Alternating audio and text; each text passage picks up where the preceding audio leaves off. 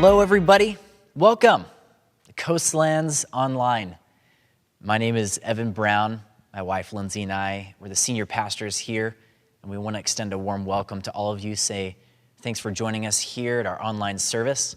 And especially if you're new with us, we wanted to make you aware that we have a website, and among other things where you can find out about events, you can find out about groups, there's also a way to make that initial contact with us. It's something that we really love to do. We love to be in contact with people so that we might know how we can serve you. That might be as simple as praying for you. It might be connecting you with one of our small groups. And that is something you can find on our website. But if you're new, please fill out that Connect card so that we might know a little bit better how we can serve you. But speaking of groups, we do have ongoing small groups happening right now. So if you go to our website, coastlands.org, you click on groups, you can find small groups, which are regular meeting groups, where you can connect with some people, keep up to date with what's going on in their lives, and also a place for you to share what's going on with you. There's Bible studies, there's hangouts, there's fun times. It's really awesome to be a part of this smaller, a little bit more intimate group of people, and you can have some in-depth discussions and just be in each other's lives, like Jesus was. That's what he did when he came to earth. He got into people's lives, and that's the pattern that we want to follow here as well. Second, we also have some new prayer groups that are forming that you can choose to be a part of. This is open to anyone and everyone. You can go to that group section and check that out. Well, starting in February, I mentioned this last weekend, we are going to be hosting CM, or Children's Ministries, live. So Sunday morning at 9 a.m., the Children's Ministries Department is going to be putting on their own live stream dedicated for the kids. So the idea there is to help the kids have something to do that is fun, that is focused on the Lord, but something that they can do that would be interesting for them. Even my kids are bored to tears with the live stream, and I'm the one that's on them, so I can imagine what your kids are like. So CM is wanting to do this live thing starting February 2nd at 9 a.m. so the kids have something they can focus on, and then you can sit there and watch the live stream if that's something that you would like to do. So thank you to Stacy Robertson and the rest of the CM crew for putting that on. Well, finally, I want to remind you again that our prayer and prophecy event that we had been doing for many years around the turn of the year is something that we're going to defer to a later time. We want to be able to get in the same room with each other and pray prophetically over one another and engage in kind of that new season anticipation that we believe the Lord has for us, but to wait until a time when we can do so safely and within the guidelines. So do be looking forward to that as we announce when we will do the next prayer and prophecy. Well, we're going to start off our live stream here today with a bit of worship. I'm so grateful to the worship team who has been working so hard. I don't know if you have ever tried to record a video that has like multiple angles, or you try to record some music with a couple of people contributing towards the music. You've got the soundtrack, you've got the singing track, you've got different people doing different elements. It's actually a lot of work behind the scenes, a surprising amount of work maybe behind the scenes, even to get just two different camera angles. So I just want to say thank you to our worship team who's been doing such a great job and all of that work behind the scenes to serve the rest of us and provide this opportunity for us to worship God together. So let's prepare our hearts for worship.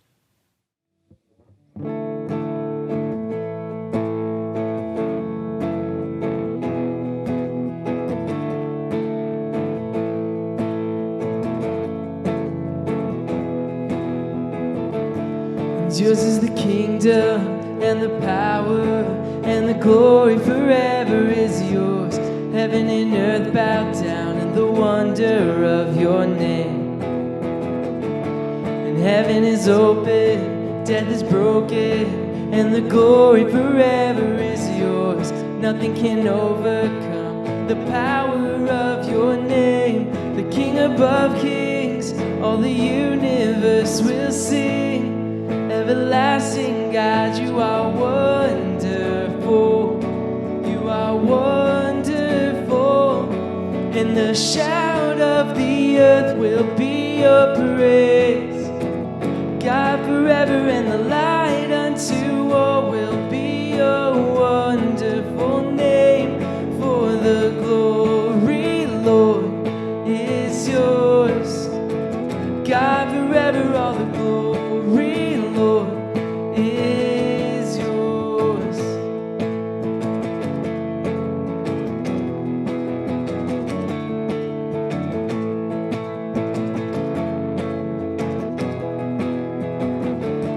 And yours is the kingdom and the power and the glory forever is yours.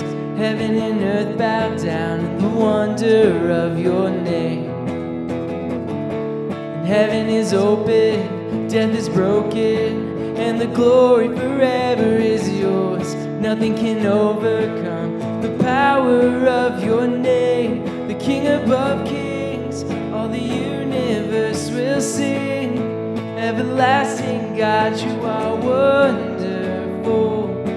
You are wonderful. And the shout of the earth will be your praise. God forever, and the light unto all will be your wonderful name. For the glory, Lord, is yours. God forever, all the glory, Lord. And the shout of the earth will be your praise. God forever, and the light unto all will be your wonderful name. For the glory, Lord, is yours. God forever, all the glory, Lord, is yours.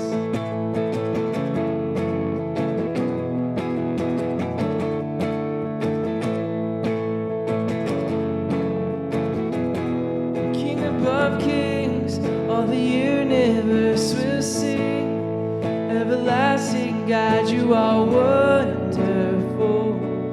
You are wonderful. And the shout of the earth will be your praise. God forever, and the light unto all will be your wonderful name. For the glory, Lord, is yours. God forever, all the glory, Lord, is yours. God forever, all the glory, Lord, is yours. God forever, all the glory, Lord, is yours.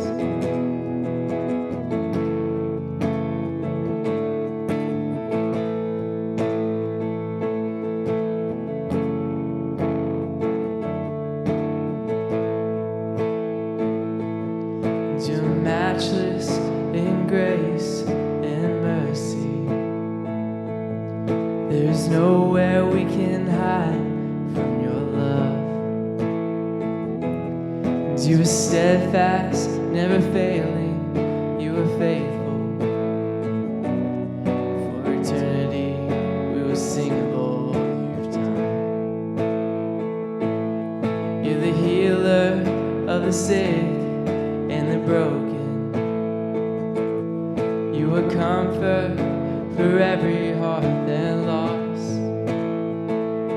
And our King, our Savior, forever. For eternity, we will sing of all you've done. And for eternity, we will sing of all you've done. And we sing, God with us, God for us. Nothing can come against, no one can stand between us. God with us, God for us. Nothing can come against, no one can stand between us.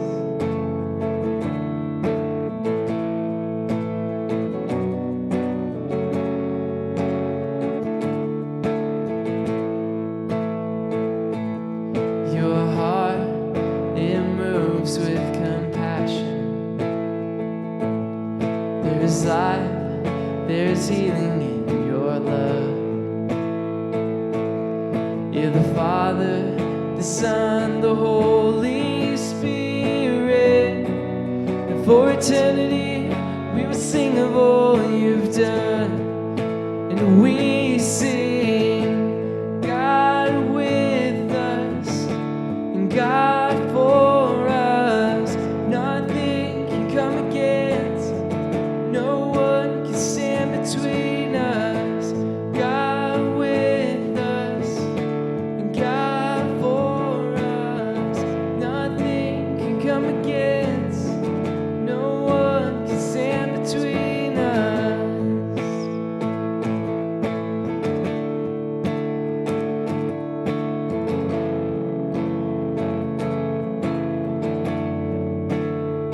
Where there was death, you brought life, Lord. Where there was fear, you brought courage. When I was afraid, you were with me. And you lifted me up, and you lifted me up. Where there was death, you brought life, Lord. Where there was fear, you brought courage. When I was afraid, you were with me. And you lifted me up, and you lifted me up. Where there was death, you brought life, Lord. Where there was fear, you brought courage. When I was afraid, you were with me. And you lifted me up, and you lifted me up. Oh, you lifted me up. Yeah, you lifted me up. Oh, you lifted me up. And you lifted me up. And we sing, God with us, God for us. Nothing can come against, no one can stand between us. God with us, and God for us.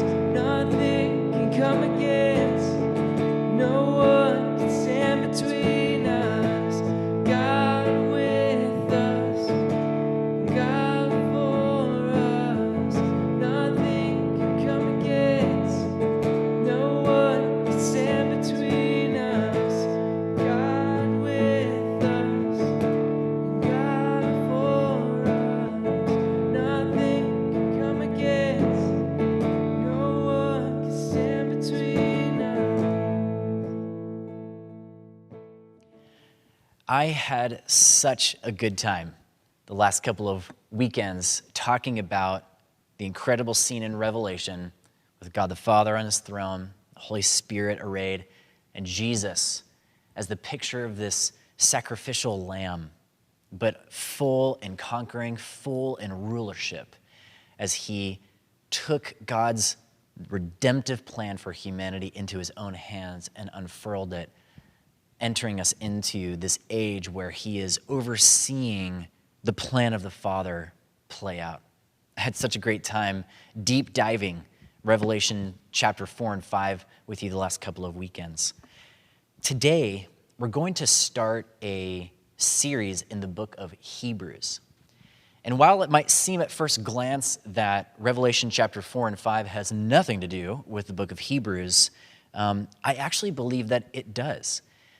The understanding that we got from the book of Hebrews, especially with respect to the role of the Father and the Son and the Spirit, is something that provides a bit of a decoder ring for understanding some details in the book of Hebrews.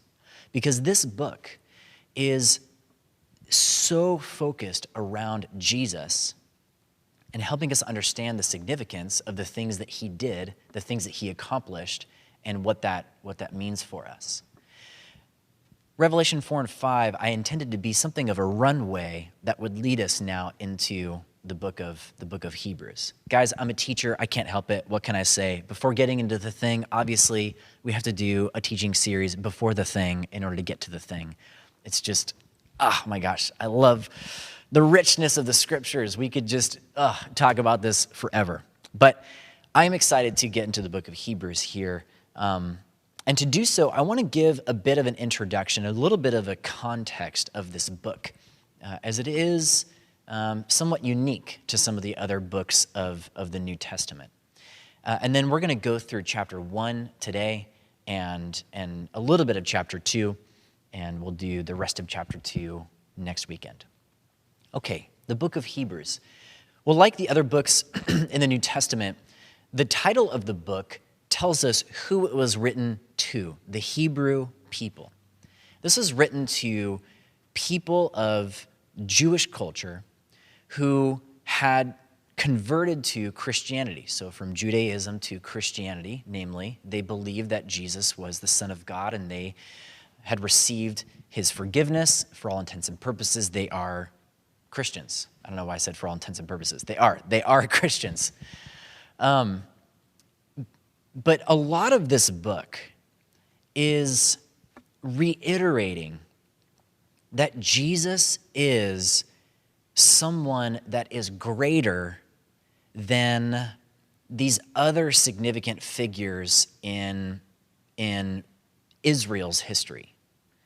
Even in the story of God with humankind, Jesus is not just another one of the prophets, for instance. He's not just another one of the fathers of our faith. He stands apart from those. And in chapter 1 even, the contrast that the author of Hebrew draws is between angelic beings and Jesus. A part of why the author is doing this is he's trying to encourage these people who believed in Jesus, but things didn't quite turn out the way that they probably thought that they would. There was a lot of suffering. There was a lot of confusion, I think, because Jesus didn't come back in the timing that they thought. And so they're kind of left wondering, like, was I right on to believe in Jesus in these ways? The author reiterates the importance of the person of Jesus, his ministry, who he is, how he stands apart from these other significant figures in the Jewish history that reiterates the importance of listening to his voice even above any other perspective that might be surrounding them at the time, kind of trying to influence them away from following Jesus. Now, for us today, probably most of the people listening to this teaching don't have exactly the same temptations that the primary audience that this was written to were suffering from at the time. But the idea that there would be other influences or other perspectives or voices out there that would seek to take the words of Jesus and kind of humanize them a bit or lower them down to be one of many basically equivalent perspectives on life. And, you know, you could follow the teachings of Jesus, or you could follow the teachings of Buddha, or, you know, kind of a smorgasbord combo meal deal of them together. That has been happening, you know, since Jesus came. And we are experiencing our own versions of that today. So as we approach the book of Hebrews, what we're going to be looking for are how the truths about Jesus, which are timeless, can be applied in a timely manner for us today as we hang on to the hope of his message and his calling, and we learn how to be more and more like him. All right, so to talk about Hebrews chapter 1, believe it or not, I'm going to start in Hebrews chapter 2. You heard it right, folks. I'm going to start ahead before we go back instead of going back even further in order to get to the place. I am turning over a new leaf. Oh, last thing I wanted to mention about the book of Hebrews. It's kind of neither here nor there, but we don't really know who the author is. Most of the other books have of the Bible have their author identified in the letter. That's how we know who wrote it. But in the book of Hebrews, we don't know who the author is. So yeah, it's a little bit different than some of the other books, but we are going to dig in all the same. All right. Read with me in Hebrews chapter 2, verse 1. And we're just going to read that one verse, and then we're going to pause, and we're going to think about what we just read, and then we'll go back to chapter 1, okay? It says this, Hebrews chapter 2, verse 1. For this reason, we must pay much closer attention to what we have heard, lest we drift away from it. Did I capture your attention? We must pay much closer attention to what we have heard, lest we drift away from it. Remember what I was saying about some of these people, like, did I make the right decision with Jesus? This is one of the first references we're getting to this kind of like, maybe I'm sort of drifting over here kind of a thing, the slow going out of a tide, sort of drifting away from the things of Jesus and kind of going over here to the side. This verse helps us understand why the author wrote the things in chapter 1. Because chapter 2, verse 1 says, for this reason, he is referencing the thing that he just said, which is basically the whole of chapter 1. Okay, for this reason, for the things that I just said in chapter 1, we have to pay even closer attention to what we have heard, lest we drift away from it. Okay, so now that we understand that the author is trying to establish the importance of listening to Jesus, now we're going to read Hebrews chapter 1. It says this. God, after he spoke long ago to the fathers and the prophets in many portions and in many ways, in these last days has spoken to us in his Son, whom he appointed heir of all things, through whom also he made the world. Okay, just pause real quick here. Remember the roles of the Father and the Son.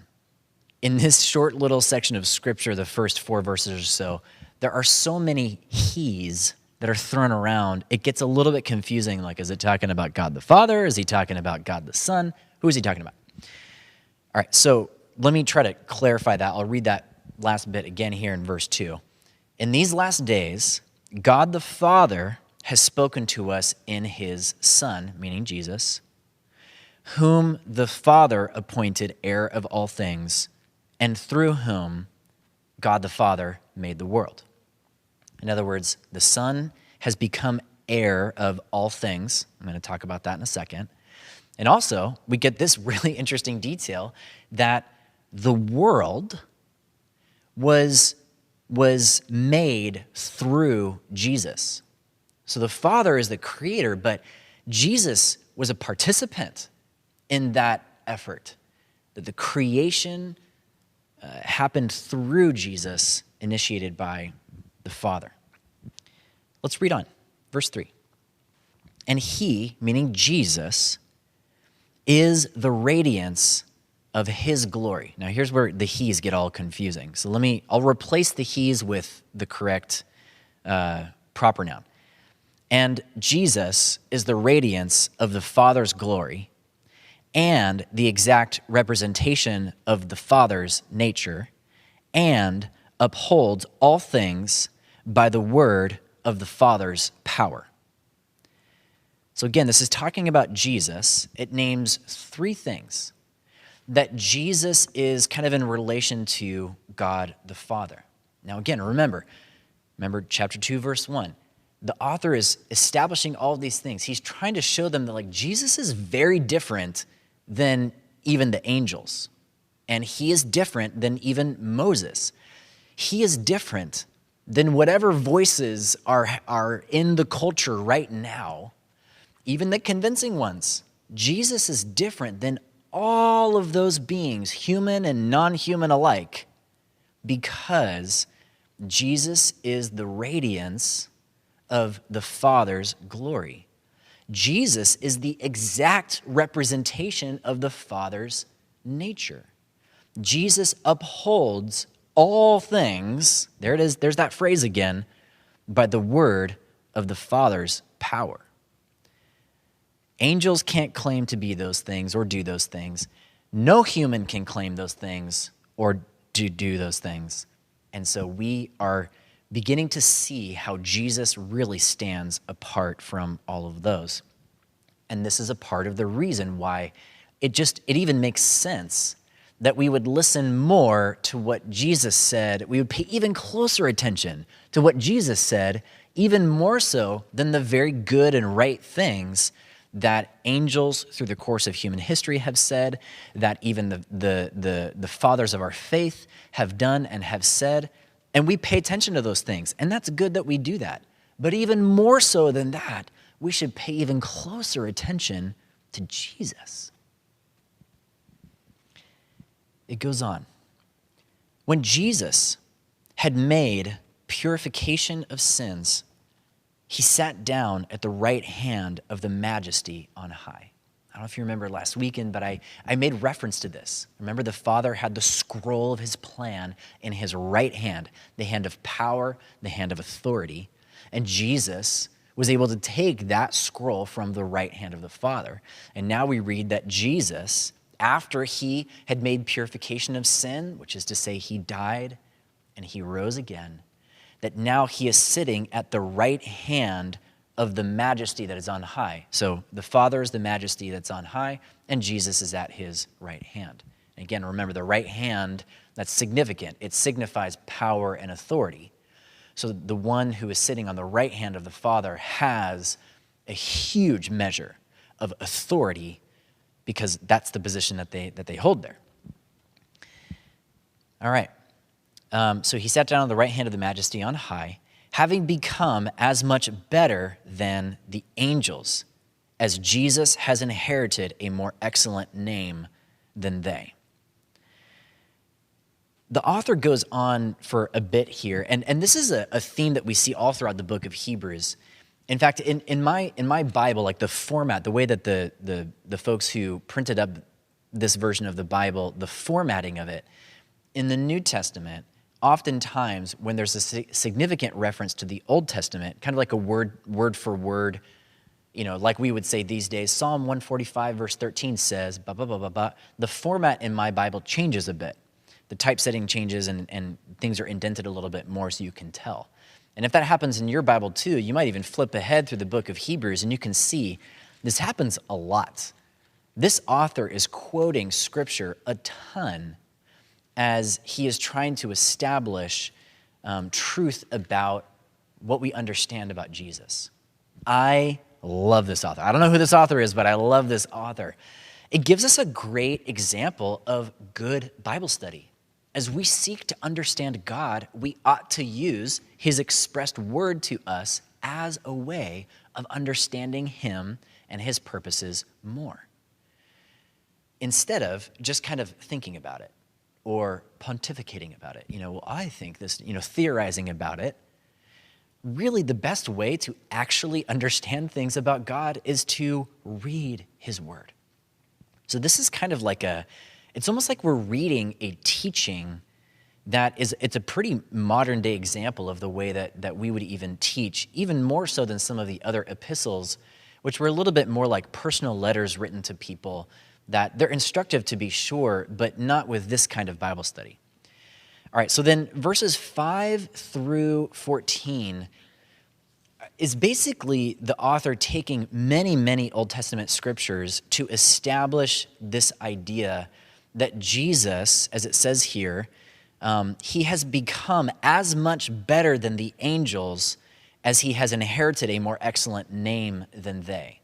So he goes through and he establishes the fact that the Messiah in the Old Testament was referred to as God the Father's Son, and that is different than the way that angelic beings are ever referred to in the scriptures. They're never called sons. So then the implications of what the Son is and has, it's just like way different then as it says in verse 14, that the angels are ministering spirits. In this kind of metaphor, so to speak, in the household of God, they're more akin to servants in that household, whereas Jesus is a son. So that's significant with respect to the direct comparison of Jesus to the angels, but this is actually something that is going to be established for us, like what this means for us. I mean, okay, that's kind of like interesting information that Jesus is better than the angels. That wasn't a particular struggle point of mine. I didn't have a question about that, like maybe Jesus is kind of equal to the angels, but there might be some of you who had that question, and this would be a great thing to study in detail if that's the case. More significant to me, though, is that Jesus is called a son, and we learn that that is also the name that we are given, that we are sons and daughters of the Father. It's like the beginning of the author building this case of like, hey, this is who Jesus is. It's really important. He stands apart from every other voice and anything you could ever listen to. And that means significant things for you and me who are invited to be like Jesus. So we're not like the angels. We get to be more like Jesus, called sons and daughters. And so if it is true that Jesus is an heir, like he inherits things because he is a son, guess what that means for you and me? We also inherit things. That is profound. So we'll get into that in the weeks to come, but I wanted to give that little precursor there. All right. What I want to drill down on here, though, is this idea that Jesus has inherited all things from the Father. Here in verse number 2, that the Father appointed Jesus as heir of all things. This phrase, all things, is like, I don't know, I was kind of cracking up to myself in my office as I was pacing and thinking about all of this. I was cracking up to myself because of how broad that is, like all things. And when I went, as I sometimes do, and I looked at the Greek word that is used that we translate here, all things, I don't know. There was nothing interesting that I found in that. It just means everything, like all things. So I was just thinking about that more, and I remembered that there are other scriptures that talk about this idea that Jesus has inherited authority over all things. And I want to draw our attention to those things, and then we'll kind of circle back around to Hebrews here, chapter 1. So I actually want to flip to the Gospel of Matthew. Matthew chapter 11. I'm going to read verses 25 through 27 because, again, we're trying to understand this idea that we should really pay close attention to the things that Jesus says, as the author of Hebrews says in chapter 2.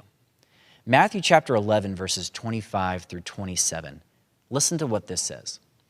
At that time, Jesus answered and said, I praise you, O Father. So he's praying to God the Father, Lord of heaven and earth, that you hide these things from the wise and intelligent, and you revealed them to babes. Yes, Father, for thus it was well-pleasing in your sight. All of these things have been handed over to me by my Father, and no one knows the Son except the Father, nor does anyone know the Father except the Son, and anyone to whom the Son wills to reveal him. Lots of interesting things about this passage. Remember back to our study in the book of Revelation. This whole thing is in the context of God the Father having a plan to reconcile people to himself, and him commissioning Jesus to be the bridge that we can walk over, so to speak, to come back into relationship with the Father. What Jesus says here is that these things that we want to be paying really close attention to, truths, understandings, in Matthew chapter 13, Jesus even describes them as mysteries of the kingdom of God, have been made non-mysterious to us anymore. He has revealed these mysteries to us. These mysteries have been hidden from the wise and the intelligent. What that means, very simply, is that no matter how smart you are, no matter how many books you read, no matter how many teachings you listen to, on our own, humans, even the smartest, most fancy theologian there possibly is, on their own, without revelation from Jesus, cannot understand these things because they are hidden to the wise and the intelligent. It's only by revelation from Jesus to us that the mystery is revealed. Now, ultimately, what that builds up to is that we have a relationship with the Father, as he says here, that no one really knows the Father except through me, and when I reveal who the Father is to them. Now, the good news is this isn't something that you have to like work at or be perfect enough. You know, there's no levels of Christianity that you have to attain to in order to receive that.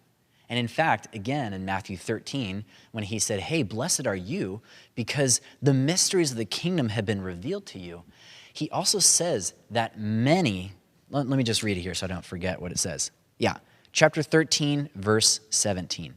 For truly I say to you that many prophets and righteous men desired to see what you see and did not see it, and to hear what you hear and did not hear it. Receiving these points of revelation from Jesus, who has them because the Father has given it to him, is not a matter of being pious enough, righteous enough, or even like, I don't know, a super effective person in his kingdom. And I'm not trying to say that those things are unimportant or that we shouldn't try to be effective in God's kingdom, or we shouldn't, obey him and be faithful in the way that we are following Jesus. I'm not trying to disparage of those things. I'm just saying you can't be Christian enough to receive more revelation. That's not how it works. It's a path that is accessible to really what it boils down to is a willing heart who is paying attention to Jesus. I don't know if this sounds crazy to you, but sometimes you can take the pursuit of righteousness and kind of turn it into like your own thing. And then you can get so distracted by your own pursuit of righteousness, trying to be good enough, and I'm doing this thing, and doing that, like God's voice it's like even harder to hear. But backing way up from all of that, Jesus reveals these things to those who ask him. In fact, if we go back to Matthew chapter 11, after he says that I have all of these things, God's given it to me, and I will reveal them to you, he says, come to me, all who are weary and heavy laden, and I will give you rest. It could be that the reason why you're so tired is you've been living your Christian life on your own without God. I know it sounds crazy, but there is a way to do that. Take a step back for a second and ask yourself, am I really listening for the voice of Jesus? Or not? And no matter what your history is, no matter what your education or experience is, whether you're heavy laden or full of joy, you can always come to Jesus and receive from him.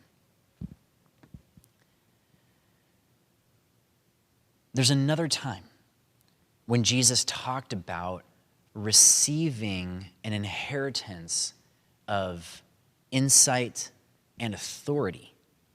And that comes again in the Gospel of Matthew. Matt was paying attention, apparently, here. The very end of Matthew, chapter 28. It's a place that is really well known amongst believers. We call it the Great Commission. It's the sending out of the disciples after Jesus had risen from the dead, revealed himself again to the disciples. This was the last thing basically that he said to them, like his parting words, that he was going to go back to be with the Father. But for all of us here on earth, he is commissioning us as his kingdom to go out into all the earth and to make disciples of the nations. That's the really, I think, most commonly memorable part of that scripture is to make disciples of all the nations. But right before that, Jesus says, all authority has been given to me in heaven and on earth. Go, therefore, because all authority has been given to me, I am now giving you authority to go into the earth and to make disciples of all the nations. Our going out into the world is a direct consequence of the Father giving Jesus this authority, and then Jesus giving us a measure of that authority in our part of the world. I hope you understand kind of like almost the symmetry of that. Jesus has authority because he received it, and whatever authority you and I have is also because we receive it. And then we want to play out that authority in our lives in the same way that Jesus did, and not in a man-made way, as we were discussing last weekend. So God the Father has given Jesus this authority. He is the heir of all things. Now let's flip back to Hebrews chapter 1. Again, the author is trying to establish the importance of Jesus and his voice. It is different than all of the voices around you. He has authority. He has a claim to that place. And it makes a lot of sense that we would pay really close attention to what he has to say. He implies something in chapter 2, verse 1, where if we're not paying super close attention to Jesus and what he is saying, then there is this danger that we can drift away from that life, from that kingdom reality.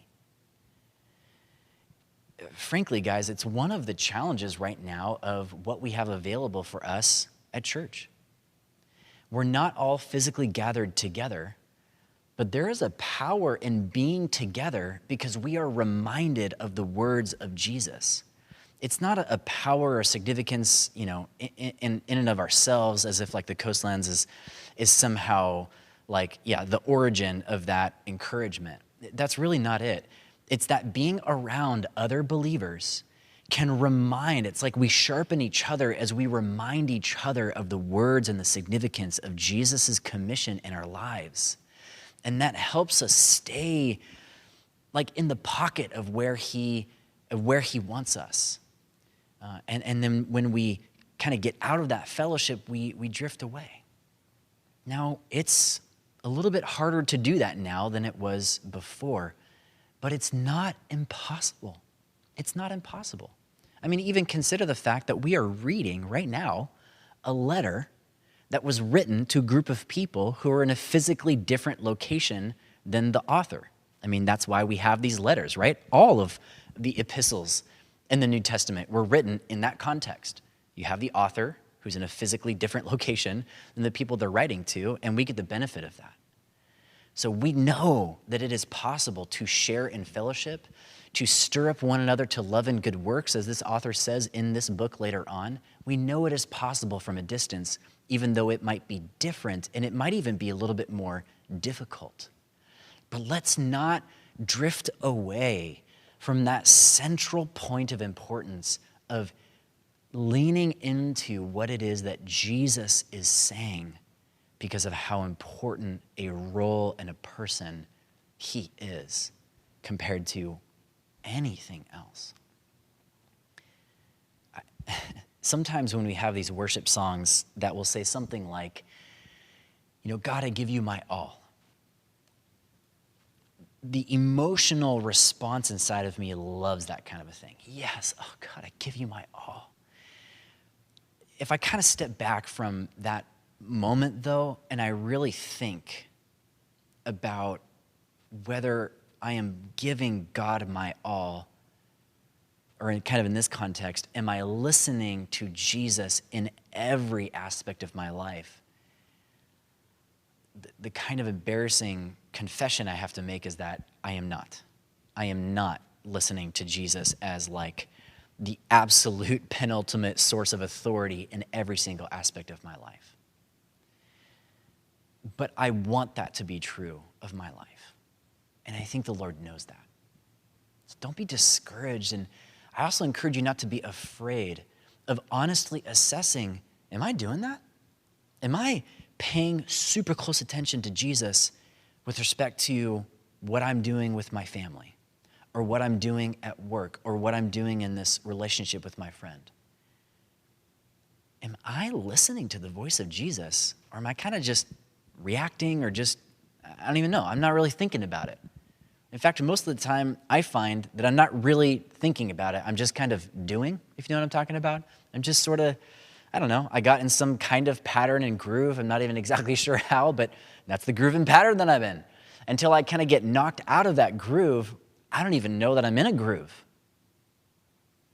So I hope that as I'm speaking these words, which are just the words of the scripture here, that you might become aware of areas where Jesus has something to say about that part of your life. And you would match that with a desire to want to hear from him. Okay. Well, I want to wrap this up with an analysis of one of the words that is used here that just, it blew my mind a bit. And it was like the underline to this whole idea that like Jesus, he stands apart. His voice is different than every other voice, and I want to hear from him. I want to pay that close attention to him. And it is this word that is used in my Bible translated world. It's in Hebrews 1, verse 2. It says that through Jesus, through whom, Jesus, also God the Father made the world. Oh my gosh, this is fascinating and kind of opened up a whole can of worms for me that I went way deep down in this one. Okay. In my Bible, and this might be in your Bible too, sometimes from time to time, there's a little number, a little superscript number that is put above a word or a phrase. And then in the center margin of my Bible, I'll even show this to you so you can kind of see it there. In the center margins of my Bible, can you see that? There's a little column that has like those superscripts from that verse that often are trying to clarify the translation. Like maybe it's a little bit hard to translate that word exactly, and so here's an equivalent translation or something that might help you understand the context a little bit for something that might be a bit of a tricky translation point among other things. So my translation has one of those superscripts there. And when I reference that, it says ages, ages. So that word world has this translation clarification that says ages. I'm thinking, what? What does world have to do with ages? I mean, they're like literal different dimensions of physics. World is space and ages is time. Are we talking about space-time here in the Bible? We might be, okay? Now, this is a literary device that is used. And I learned a new word, okay? This word is metonymy. It's not a Greek word. Metonymy. I hope we can get a graphic right here. Metonymy. Metonymy is a literary device where you refer to something by either something that is in that thing or something that thing is contained in. I know it's really confusing. Let me give you a common example. Like when someone refers to a businessman as a suit. Oh, there goes the suit. It's a little bit derogatory. Maybe I should come up with a better example, but that made it really clear to me. So, okay, so the businessman is wearing a suit, and you're saying suit, but you're referring to the man who is inside the suit. This Greek word in this context, in this way, is a use of metonymy. So when you look up the Greek word is actually ion or eon, which is the English word eon, as in like long period of time kind of eon thing. And that's why it's translated ages specifically. So why does this matter? What is this referring to?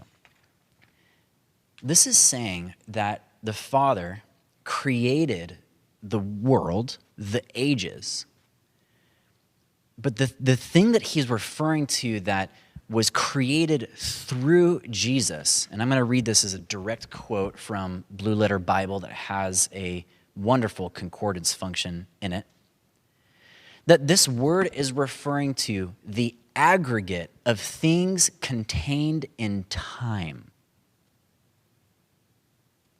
by metonymy of the container for the contained. In other words, the author uses the word ages to say all of time, but really he's referring to everything that is contained in time.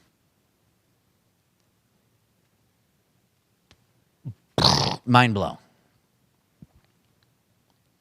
All things. Everything contained in time was created through Jesus. This same metonymic, whatever, the same literary device is used a few other times with the same concept, where it's referring to a world or a people, but it actually is eon. That's the Greek word that's used. And I find this really interesting in this context. In Hebrews chapter 11, it says that the creation of the worlds, that's eons, so everything contained in time, happened through faith. In Revelation chapter 15, we get a description of God as King of nations. That word nations is actually the Greek word eons. So all of the people groups of all time, all of the people groups before us right now, and whatever people groups come after us, all of those, God is king. He is in authority over all of the peoples. In the Old Testament, a very similar concept is used. In Psalm 145, verse 13, it refers to God's kingdom as everlasting. And that word, again, is referring to this like everything idea. It's not just in time, but it is also what is contained in time. And last, Isaiah 26:4, the Bible describes God, Jesus specifically, as the rock of ages, the rock of all time and everything contained in time. I think the reason why I was so excited to study that and read about that is because it established even further how fitting it is that we would pay attention to the words of Jesus more than anything else. Because throughout the course of human history, not just in time, but all the things that happened in those times, Jesus stands apart. I totally agree with a person who says we right now in 2021 are living through unprecedented times for us. But let's not be such poor students of history to imagine that no other people group in the course of human history has faced unprecedented for them times. And yet they experienced the rock, the stability, the rulership, the authority, the majesty of Jesus in that time. And so we can be confident that in this time too, with all of the uniqueness of the challenges that are facing us, we can be confident that he too is the one that we can lean on with great confidence, knowing he will not move. Everlasting, all things, for all age, and everything wrapped in it. We are secured in the person of Jesus, not in angelic beings, not even in the characters of the scriptures, not in any other perspective or idea or philosophy that might be popular right now. Jesus stands apart. So let's pay really close attention to his voice and his voice alone. Let's pray.